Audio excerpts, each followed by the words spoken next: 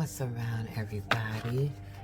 Welcome to Exoterica, aka Exoteric Angel, and this is going to be your seasonal reading, right? And we are officially in Libra season. So happy solar return, all you Libras out there.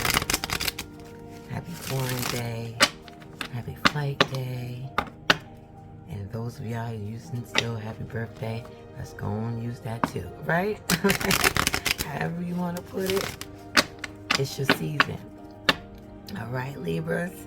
So what you gonna do? What you gonna do this season, okay? I know y'all like got plans already. Y'all like, yes, it's about to get lit during Libra season. But we're gonna see how lit it's gonna get with these cards, okay? So, because the whole focus on this reading is for Libra season, yes, but we're gonna talk about what needs to be balanced. Okay, so what needs to be balanced in your life? All right, and you know, a life is like a big pizza pie. All right, and it's just like you cutting the pizza into kid sizes or kid portions. So when I say life, it's you can do it as a totality. You can resonate with a section or a piece of your life, or however, but you'll know. So however big or small the message is to you, you'll know exactly what it is that is conveyed directly to your zodiac sign and the planet affiliated with that sign. So in your natal chart, if you don't know where your planets are and what sign they're under, like maybe you have Saturn in Leo, something like that, or maybe you have Uranus in Aries or something like that. So natal charts is very good when you are listening to me and other people that also throws in the planets that's associated with the sign. Alright, so we're going to start off with, of course, Libras, and this is just how we're going to go ahead and balance things in our life, whichever things it may be, how to balance it, and this is a time of season where we're changing seasons. We're going to a hot to a more colder season, and right now it's pretty warm, lukewarm from where I'm at. You know what I mean? So it's getting cold real quick, and I'm up north, so northeast, so it's getting cold up here. And I am seeing the foliage start for those who don't have 4 seasons like I have 4 seasons. The foliage is actually coming about, so the oranges and the yellows and the reds are starting to appear. But since we did get a lot of rain, I'm seeing that the green is holding on a little bit longer, so it should be like a nice long foliage and not like hurry up and look before the leaves fall off, which sometimes happen, But so this is about balance, because at this point we should be having equal day and equal night. We should be at a point where there's 12 hours of the day and 12 hours of the night, right? So what are you going to do with your 12 hours of day, and what you going to do with your 12 hours of night? How are you going to balance that all this Libra season, which this is a collective energy? So if you're living under the sun, and you're living under the sun, we in these energies, okay? All of us together as a collective. All right, so what needs balance in your life? That's what we're going to talk about today. All right. Have a good Libra season, and happy Libra season to all the Libras out there. And if you have Venus in Libra, have a good day. Season. What's around Sun, Moon, Ascendant, Pisces, and Neptune. This is your tarot card reading for Libra season, and it's all about balance, okay? What can you add to your life to create balance using the High Priestess energy? We have a lot of the zodiac signs got major arcana cards here, so this is a very pivotal point. Since we are at a point of equal day and equal night, 12 hours of day, 12 hours of night. And as we look at this card carefully, you can see the day pillar and the night pillar. Aha! And this is the number 2 card, right? So this ain't no joke. Pisces. Wow. Okay, talking about tapping into the energy. Tap, tap, tap in. So, are you trusting yourself? Start adding that in there. Okay? As far as balancing your daily life. So, if you've been denying your intuition, it's time to match. As many times you deny is to accept it.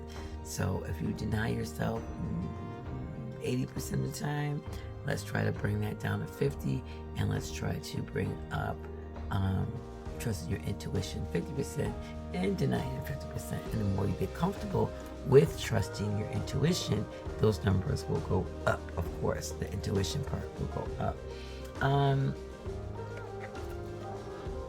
Yeah, you need some time. So if you're very busy, Pisces, as much time as you do in the daytime, working and planning and all this other kind of stuff, is the same amount of time you need to put into your silent time. Okay, whether it's your meditation time, your workout time, your yoga time, your sleep time, your whatever time it is to help you get into that comfortable Zen mode, like, you know, you can give 2 fucks about the world right now type things, is better, because then you'll start to gain some secret knowledge, internal knowledge about you and how to go about your day. The new moon is coming up, and yeah, this will be a very good time, you know, to start tapping into your divine feminine self. And masculines and feminine, everybody has both masculine and feminine inside. So as far as the males, start using, you know, some of your divine feminine aspects of it. You know, maybe you do need to pamper yourself a little bit more. Maybe take a bath, take a shower, take a salt bath. You know, maybe, you know, you want to just buff your nails, maybe a little rigid, a little rusty, and you just want to go buy a little $2 buffer and just sit and buff your nails while you're watching something that you really want to watch, you know, but you know it's going to make you feel better. It's not a female thing or whatever. It's more of a nurturing yourself, and it just happens that female takes over the nurturing take over the nurturing energy. So let's just drop the female energy and let's call it nurturing energy, if that makes you feel better, right? So start taking care of yourself, and maybe you want to write down things. Maybe you want to write down in your diary or lyrics or a poem, or, you know, some type of expression of you know, what your day is like or what you're feeling or whatever it is.